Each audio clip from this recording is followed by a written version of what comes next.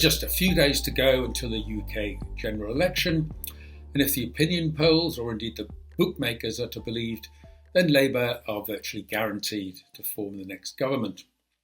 And with this in mind, I'm going to talk just a bit about the background from the overall economy that they face and have a very brief look at how they might choose to meet a really tough fiscal position. And I'll be going over all of this in much more detail in a webinar on the 9th of this month, and there'll be lots of charts and more detail about everything. So please do contact your Columbia Threadneedle investment representative if you'd like to participate. Well, the macro background that the new government will face is, in my opinion, improving in many different good ways. First, from an international perspective, the US economy has slowed a touch and is now delivering lower than expected inflation figures. Now, for most of this year, the US economy has been too strong and inflation has surprised on the top side. And the result of that is that hopes of big cuts in US interest rates have faded, but they are now beginning to revive. And that's a very significant improvement in the financial background for the UK. Over in Europe, the ECB, they've actually delivered a rate cut. Okay, 0.25%, but it was official rates last month. More importantly, though, the economy there is improving, albeit from a weak base and the data is still rather uncertain, but my expectation is that European growth will beat those rather low expectations and produce a decent year in terms of growth and low inflation and interest rate cuts. Here in the UK, we have seen a significant improvement in growth prospects. We had a very strong GDP number in the first 3 months of this year, and that was revised up this week. Now, a key driver of this improved outlook is the consumer.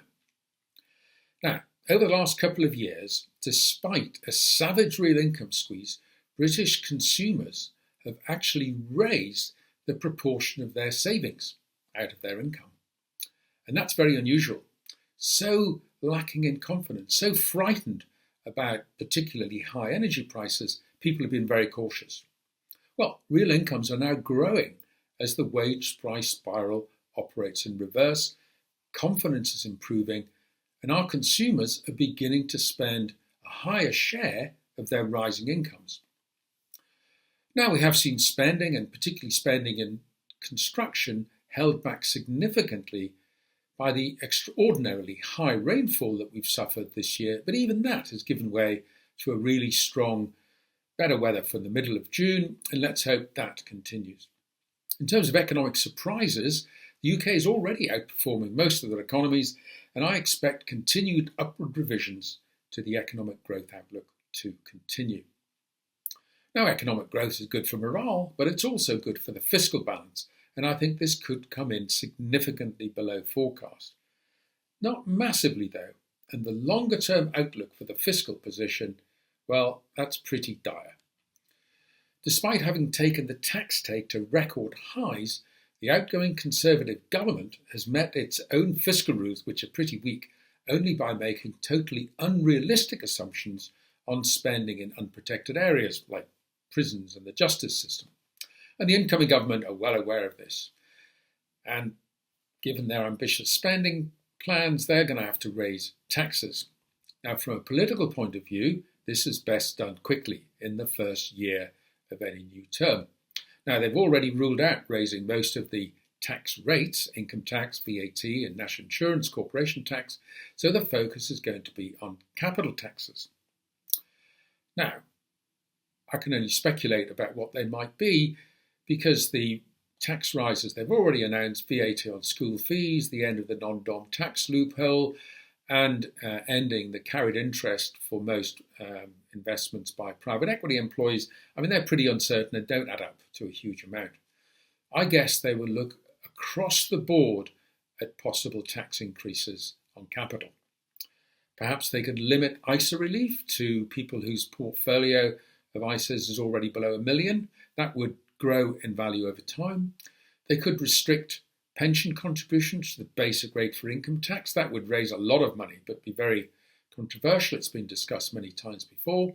They could introduce some new council tax levels, limiting the extent to which that is seen as a very regressive tax, 2 extra levels possibly, and they could also close a number of inheritance tax loopholes, agricultural land relief, business property relief, and perhaps even the exemption of SIPs, selective investment pension schemes, from inheritance tax. Now, for obvious reasons, the Labour Party do not want to discuss any of these tax rises ahead of the election. And even afterwards, they'll need to have some very detailed discussions with the Treasury, the Office for Budget Responsibility, and a load of other expert bodies. There are a couple of other areas that my colleague Chris Mahon has highlighted relating to the Bank of England's quantitative tightening policy. Now, in contrast to other central banks, the Bank of England have been aggressively selling their stock of gilts. And we think they should take a passive approach and just let them mature, but not actively sell. If this policy were announced, it would reduce gilt yields, and that would reduce debt interest and significantly improve the fiscal outlook. Another important step could be to introduce interest tiering on bank reserves. Now, this is linked to quantitative tightening. It effectively is a tax on the banks.